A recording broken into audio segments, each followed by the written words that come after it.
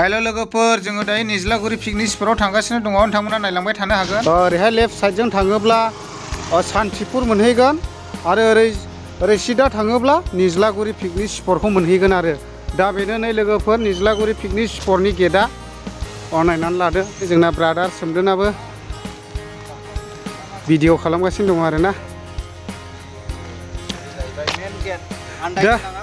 ओरै थुक्राझार बेंटलनिफ्राय फैयोब्ला नैबेयाव टार्निं जाफैयो मोनसे थुक्राझार बोथारनानै बेवहाय थिनालि बायदि जाफैयो। बेनिफ्राय बे मेन लामाजों थांबाय थायोब्ला नोंथांमोना मोनहैगोन सान्तिपुर बाजार बे दादगारि थांग्रा लामा। खिन्थु बेजों थाङालासेनो सिदा हाबब्लानो नैबेखौ मोनबाय बेनो एन्ट्रि। फाइनालि दायो आङो निज्लागुरि पिकनिक स्पट साखाथिनि गेट मोनसेबावखौ मोनफैबावबाय लोगोफोर। निज्लागुरि पिकनिक स्पटनि गेटआ मोननै नैबेयाव मोनसे दंबावो बेयाव लिरदों हनै मा होनो निजोरा इक' टुरिजम आरो ना नोंथांमोना नायनानै थांनो हागोन साखाथियावनोसै ससे थाङोब्लानो जोङो माने निज्लागुरि पिकनिक स्पटखौ मोनहैसिगोन आरो नायनानै लादो नै लोगोफोर निज्लागुरि पिकनिक स्पटआव जुदि फैयोब्ला नोंथांमोना निस्सय बेयावहायनो ओरैहाय बे दान्दा नुदों आरो ना बियो माने गेट आरो ना बेयावहाय बोथेग्रा नोंथांमोना फैयोब्ला बेयावहाय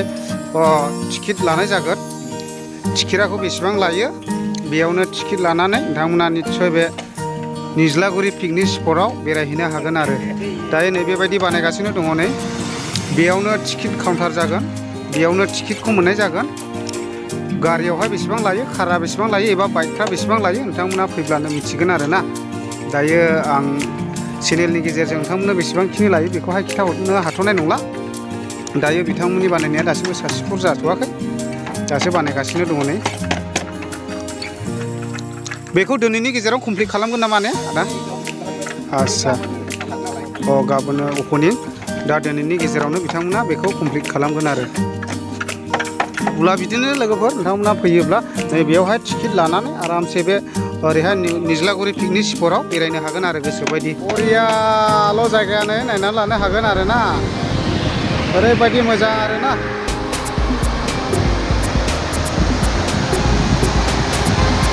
सारिगिदिं जेरैबो दै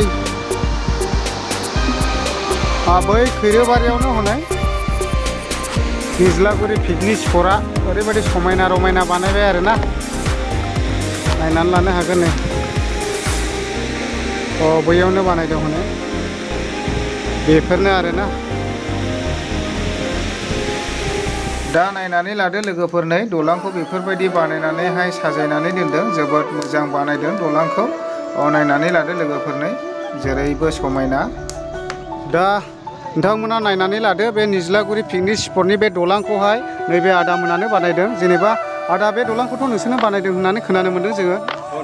नंगौ ने? आच्छा बेखौ बानायनायाव जेनेबा बेसेबांसिम लाया? 15 दिन लादों ने? आच्छा दा बेयावहाय ओरैनो कारफ्रा ओरैनो मानखोजागोन नामा ने?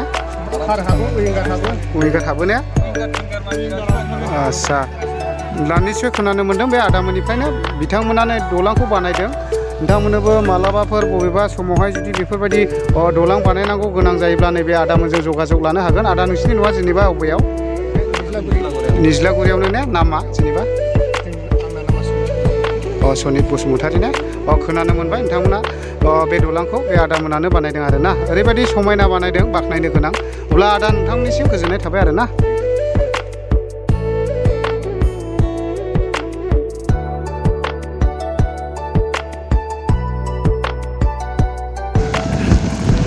बाइकबो सालायजायो नोंथांमोना बे दलाङाव जुदि गाखोफैयोब्ला ओरैबायदि न'खौनो बावगोन बायदि मोनलायलांबाय आङो। मोजांथार दा बाजैने दलाङा? आच्छा मोजांथार ओरैबो नै ओरैबायदि समायना आरो ना वाव ओरैबायदि समायना आरो नायनानै लानो हागोन नै ओरैबायदि बानायदों बिथांमोना जोबोद मोजां आरो ना बुंनानै बुंथ'नो हाया ओरैबायदि समायना बानायदों आरो ना बैयो सुइस गेट आरो ना गुफुर गुफुर नुहुरनाया सुइस गेट। दायो नायनानै लादों नै लोगोफोर ओरैबायदि समायना ओरै नायहरोबा दै सारिगिदिं जेरैबो दै आरो ना बैयावबो मोनसे रेस्ट हाउस बानायनानै दोनदों हनै दै गेजेराव नैबेयाव नायनानै लानो हागोन बानायनानै दोनदों आरो ना नै ओरैबायदि समायना आरो ना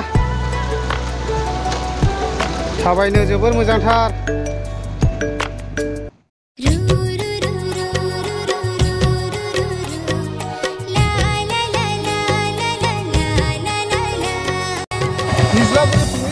बेरायनो थाखाय जोबोद मोजां आरोना इन्टारेस्टिंथार जायगा जोबोद मोजां बिराद गोजोननाय मोनो जोंबो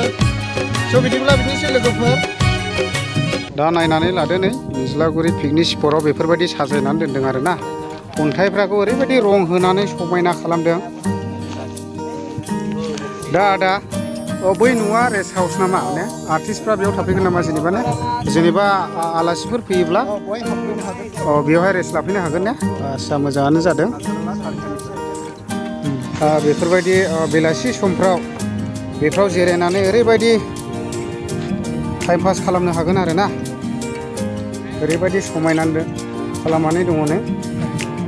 नायनानै लानो हागोन नै सारिगिदिं जेरैबो समायना आरोना बेफोरबायदि बानायनानै दोनबाय नै आरो बेफोरबायदिनो लादु जानाय मानाय फट'फोरखौ एबा कभारफोरखौ नैबे बेफोरबायदि डास्टबिनावहाय गारनानै दोननांगौ आरोना बेनो जादों जाहैबाय बे जादों जाहैबाय गेस्ट हाउस बे गेस्ट हाउस नामा ओरैनो ने नायनानै लादो नै बेयावनो नै सोर सोर सफैगोन गासैबो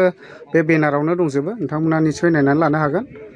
सोर सोर फैगोन কালি আহিব আপোনাৰ নিতাশ্ৰী আহিব নিতাশ্ৰী না আৰু তাৰ পিছত নিপু বসুমতাৰী আৰু সাখুন্দ্ৰী ৰামচিয়াৰী সুজন বৰাল নেপালী সিংগাৰ আচ্ছা আৰু তাৰ পিছত শ্ৰীৰাম সোণাৰ নেপালী শিবাস্তিন ৰত্নে আৰু পবিত্ৰ जेनेबा खयटारफोरा ओपनिं হ'ব কালি কালি ওপেনিং হ'ব আপোনাৰ ওপেনিং চেৰেমনিটো আছে আমাৰ 11টাত ৰাতিপুৱা 11টাৰ পৰা হ'ব না 11টা তাৰ পিছত হ'ব আপোনাৰ নাইট যিটো কালচাৰ নাইট প্ৰগ্ৰামটো হ'ব আপোনাৰ 4 PM ৰ পৰা ষ্টাৰ্ট 4 PM ৰ পৰা ষ্টাৰ্ট না 4 PM ৰ পৰা ষ্টাৰ্ট হ'ব তেনেহ'লে ঠিকই আছে होनब्ला खोनाबाय जोङो 4टानिफ्राय बेबायदिनो कालचार प्रग्रामा स्टार्ट जागोन नोंथांमोनाबो निस्सय फैनानै बेयाव बाहागो लाफैनो हागोन एबा नायफैनो हागोन आरोना नै जोबोद मोजां मोजां मुंदांखा बेयाव सिंगारफोर मेथाइ खनगिरिफोर फैगोन नोंथांमोना निस्सय फैनानै नायफैनो हागोन आरो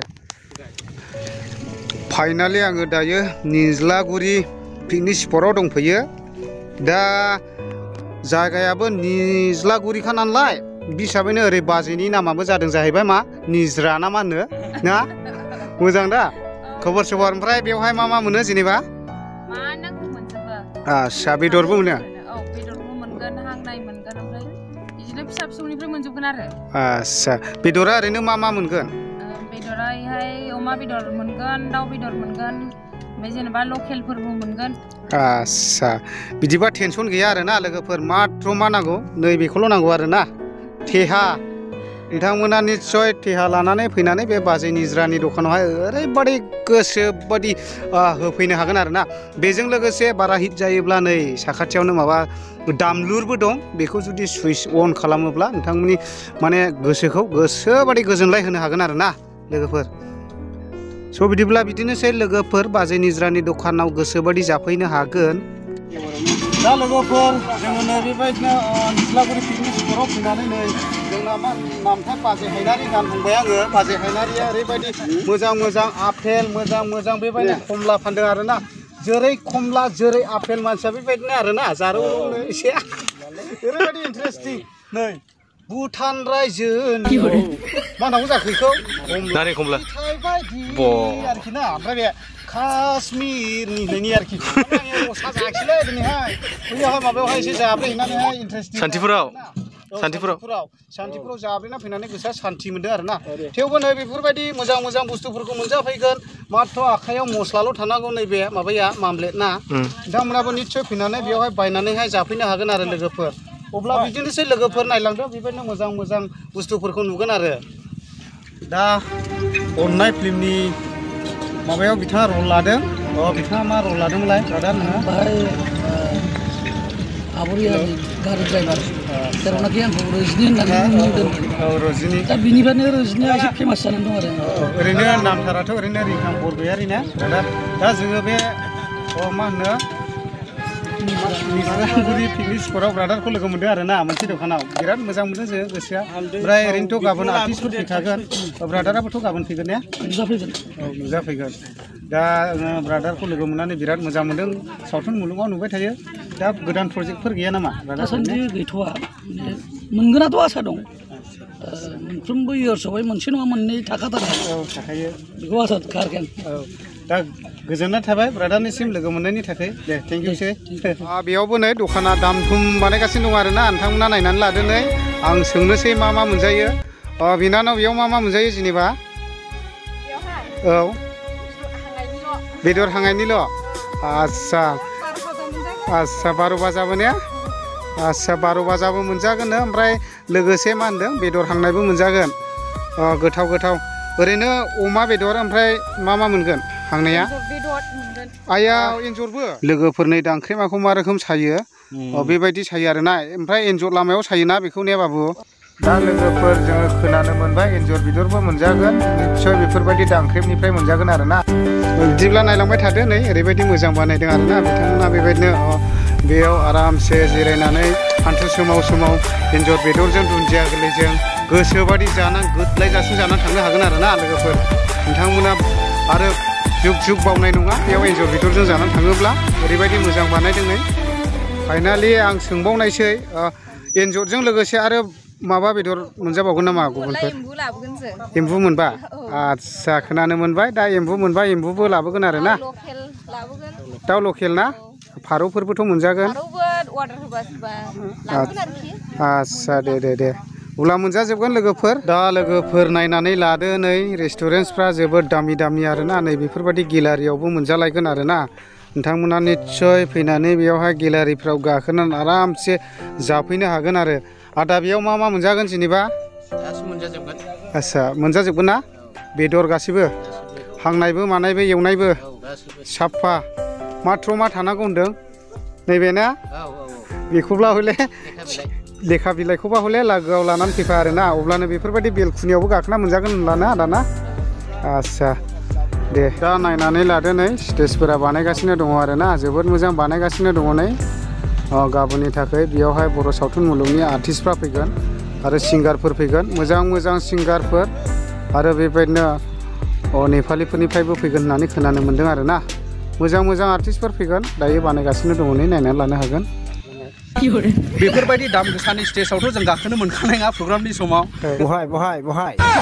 ओंखायनो जोङो बे समावनो स्टेजआव गाखोना लाखाबायलै मोजांनो बिसोरलाय माबि माथो बेवहाय मोसानो हासिगोन आरो गोसोबायदि ओरै होनानैहाय ना माथो बरियानो ओरै होनलायनायनि गाबोनथ' बिदि मोसागोन ओरैबायदि मोजां ओरैबायदि बेयावथ' गिखंग्राफ्रा ओरै गोलाव होनाय दं नै गिखंग्राफ्रा ओरै फैनानै ओरै होफैगोन ओरैनो लागावगोन आरो बेयाव ओमफ्राय ओरै आखाइ हमलाय हरगोन ओरैहाय दालाय बिदि हमो ना हाय डार्लिं लायगोन आरो ओरैबायदि मोजां जागोन आरो मोनहानांगोन नै ओरैहाय सोरबा खावलाय खेबगोन बारा ओरै ज्रुम बाज्रुम देरबावोसो दालाय नङा नंगौ ओरैबायदि मोजां एसे गाखोना लाखाबाय आरो जोंथ' गाबोन गाखोनाय जाखानाय नङा नालाय मोनखानाय नङा गाखोनो जों इयाव चान्स गैखा नालाय जोंबायदि दाम खमालाय माथो गाखोनो मोननाय बलाय निस्सय बेयावहाय मोनगोन जाहैबाय बर' सावथुन मुलुगनि बेबायदिनो आर्टिस्टफोरा मोनगोन जाहैबाय ओरैबायदि मोजां फैगोन बेयावहाय गाबोन गीताश्रीबो फैगोन खोनानो मोन्दों आरो गीताश्रीनि बिमाखौबोथ' नुदों आङो स्क्रिनावहाय साखन्द्रि बेंखाथि बुरैबो होनलायलाङो बोरैबाला इन्टारेस्टिं जागोन बहुतनो नागारनो नाङा खाथिनि नोंथांमोना जायफ्रा फैनो हायो फैथारदो बाहागो लाफैदो बिराद रंजाखावनाय जागोन दा जों हेलौ एसके बड' ब्लग नोंथाङा जोंनि चिरां जिल्लायाव नैबे निज्लागुरि निजोरा पिकनिक स्पटआव फैनानै माबायदि मोनदों जोबोद इन्टारेस्टिं मोनदों ब्रादार नै गस्ला सेन खिथेन खेंनांलायबाय आरोना ओरैबायदि बेरायबाय जोङो सारिगिदिं जेरैबो बैग्रि बागान आरो बेबायदिनो सारिगिदिं दै दङ आरो बिराद मोजां आरोना पिकनिक जानोहाय दा जायगाखौ नुनानै आङो जोबोद गोजोननाय मोन्दों गाबोनथ' आरो जोंनि बर' सावथुन मुलुगनि आर्टिस्टफोरबो फैगोन जायखौ जोङो माने गीताश्री होननानै खोनानो मोनो मबाइलफ्राव नुदों जानो हागौ नोंथांमोना निस्सय नुदों निज्लागुरि पिकनिक स्पटआवनो मुखामुखि लोगो मोनलायगोन आरोना फेस टु फेस गोसोआव गोजोननाय मोन्दों आरो थ' बिदिब्ला लोगोफोर बिदिनोसै गाबोनहायनि थाखाय मा बुंहरनो सानो नोंनि भिउवार्सफोरखौ गाबोननि थाखाय नोंथांमोना बे मा होननांगौ जाखो निज्लागुरि पिकनिक स्पटआव बयबो फैनानै माने बाहागो लाफैनो हागोन आरो ना बेयाव गोबां सावथुन मुलुगनि आर्टिस्टफोर फैगोन सासे सानैल' नङा गोबाङैनो फैगोन बिथांमोना नुगोन खोनानो मोनगोन गोसोआव एकदमबारे इन्जय खालामनो हागोन आरो बेनिखायनो फैदो बयबो सापर्ट होलायफैदो दा जोंबो गाबोन फैगोन इन्टारेस्टिं लाफैबावगोन आरो फैबावगोन आरो ना फैबाय थागोन जोबजासिम जोबगोन मथा मथि बे गारि टायार गोदाना बेखौ स्लिम खालामलायगोन आरो जोङो फैनानैनो बेरायिन मथा मथि पिकनिक स्पट बे पिकनिक निउ इयार जोबनायजों टायारा गोदान सोलायनायजों खालामगोन आरो जोङो लोगोफोर नोंथांमोनाबो निस्सय बेबायदि टायार सोलायलायनायनि खालामगोन होननानै आं आसा खालामबाय थाबाय थेंक्स लसै होमब्ला गोजोननाय थाबाय